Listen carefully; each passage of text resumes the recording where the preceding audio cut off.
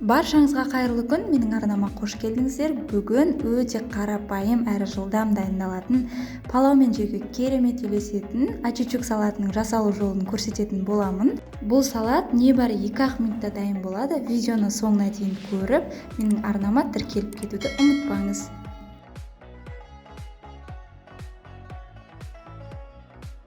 Салатты дайындау үшін бізге қызанақ, пияз және болгар бұрышы қажет болады.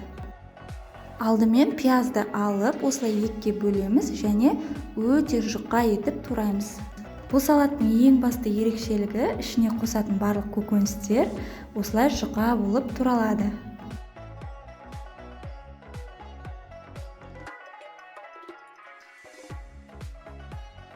Турап алған пиязымызды бөлек бір ыдысқа салып, бойындағы ащысын алу үшін үстінен салқын су құйып, кішкене уақытқа қойып қоямыз.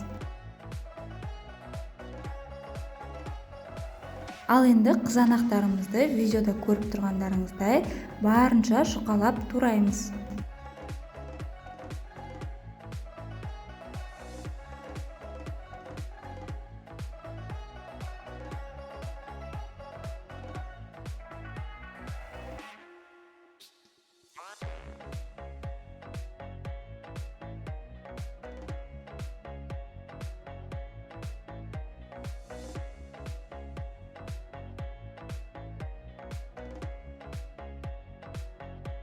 Болгар бұрышымызды да жұп-жұқа етіп турап шығамыз.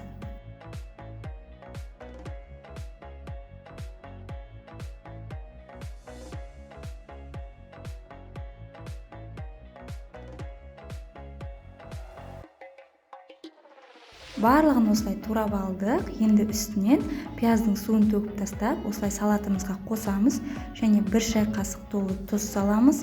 Мен кішкене ұнтақталған чили ащы бұрышын салдым. Қаламасаңыздар, қоспай қойсаңыздар болады. Барлығын осылай жақсылап бір араластырамыз. Салатымыз осымен дайын. Дастарханға ұсына берсек болады. Бұл салат палаумен керемет үйлеседі және басқа да тағамдармен жіберсеңіздер де болады. Осындай керемет палаудың жасалу жолын мен алдыңғы видеомда көрсеткен болатынмын. Ссылкасын описание бөлімінде қалдырамын. Видео рецепттерім пайдалы болған болса, арнама міндетті түрде тіркеліп, қоңыраушаны басып қойыңыздар. Сіздермен болған Нұрзина.